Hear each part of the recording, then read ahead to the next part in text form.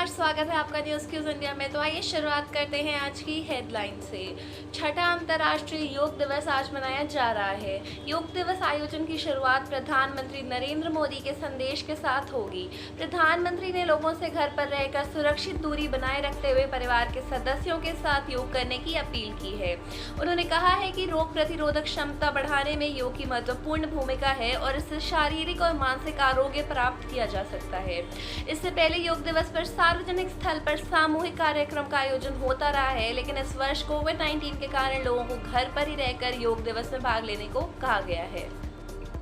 दिल्ली के उपराज्यपाल अनिल बैजल ने राष्ट्रीय राजधानी में कोविड-19 के रोगियों को 5 दिन के अनिवार्य संस्थागत क्वारंटाइन में रखने का आदेश वापस लिया। बैजल ने ट्वीट करते हुए यह संदेश दिया कि कोविड से संक्रमित केवल उन्हीं मरीजों को संस्थागत आइसोलेशन में जाने की जरूरत होगी जिन्हें नैदानिक आकलन के अनुसार अस्पताल में भर्ती होने की जरूरत नहीं है और जिनके घरों में आइसोलेशन में रहने की पर्याप्त सुविधा नहीं है। उपराज्यपाल ने कल मुख्यमंत्री अरविंद केजरीवाल, उप मुख्यमंत्री मनीष सिसोदिया और वरिष्ठ अधिकारियों के साथ दिल्ली आपदा प्रबंधन प्राधिकरण की बैठक की अध्यक्षता की। उन्होंने बताया कि प्राधिकरण ने दिल्ली के निजी अस्पतालों में कोविड के उपचार के लिए रियायती दर तय करने की उच्च स्तरीय विशेषज्ञ समिति की सिफारिशों को मंजूरी दे दी है।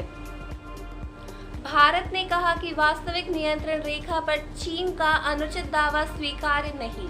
गलवान घाटी क्षेत्र के बारे में भारत की स्थिति ऐतिहासिक तौर पर स्पष्ट है। चीन के प्रवक्ता द्वारा गलवान घाटी क्षेत्र की घटनाओं के बारे में जारी किए गए बयान पर विदेश मंत्रालय के प्रवक्ता अनुराग श्रीवास्तव ने कहा है कि इस तरह के दावे खुद चीन के अतीत की स्थिति के अनुरूप नहीं है। उन्होंने कहा कि भारतीय सैनिकों को गलवान घाटी सहित भारत चीन सीमा क्षेत्रों में समूची वास्तविक नियंत्रण रेखा LAC की पूरी जानकारी है। उन्होंने कहा कि हमारे सैनिक ने LAC का हमेशा सम्मान किया है और भारत ने वास्तविक नियंत्रण रेखा पर कभी भी कोई उल्लंघन नहीं किया है। वास्तव में भारतीय सैनिक लंबे समय से वहां गश्त कर रहे हैं और कभी कोई घटना नहीं हुई है।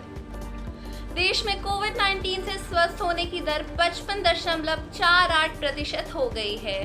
केंद्र सरकार ने आज जानकारी दी कि अब तक 2,27,756 लोग उपचार के बाद कोरोना संक्रमण से स्वस्थ हो चुके हैं। पिछले 24 घंटों के दौरान 13,925 लोग स्वस्थ हुए। देश में इस समय 1,69,451 लोगों का उपचार चल रहा है और इसी के साथ साथ देश में कोविड-19 से स्वस्थ होने की दर 55.48% पहुंच गई है। BSF ने जम्मू डिवीजन के कठुआ जिले में अंतर्राष्ट्रीय सीमा के पास एक पाकिस्तानी ड्रोन को मार गिराया। सीमा सुरक्षा बल BSF ने कल जम्मू डिवीजन के कठुआ जिले में अंतर्राष्ट्रीय सीमा के पास एक पाकिस्तानी ड्रोन को मार गिराया। आधिकारिक सूत्रों ने बताया कि BSF के एक गश्त दल ने इस ड्रोन को अग्रिम सीमा चौकी पनासर के पास आसमान में उड़ते देखा, जिसे सीमा क्षेत्र के 250 मीटर अंदर मार गिराया गया है। ड्रोन से 8 हाथ गोले और अमेरिका निर्मित एक राइफल बरामद की गई है।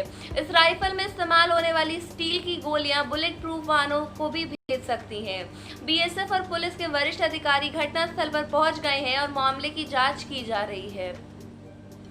आज सूर्य ग्रहण होगा और उत्तर भारत के कई भागों में वलयाकार देखा जा सकेगा। आज वलयाकार सूर्य ग्रहण होगा। इस वर्ष का पहला सूर्य ग्रहण ग्रीष्मयन काल में हो रहा है, जो कि उत्तरी गोलार्ध में सबसे लंबा दिन होता है।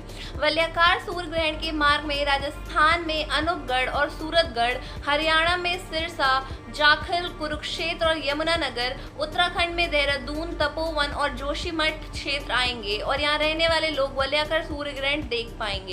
देश के शेष भागों में आंशिक ग्रहण देखा जा सकता है। भारत के भुज में सुबह 9:58 पर सूर्य ग्रहण की प्रारंभिक स्थिति देखी जा सकती है।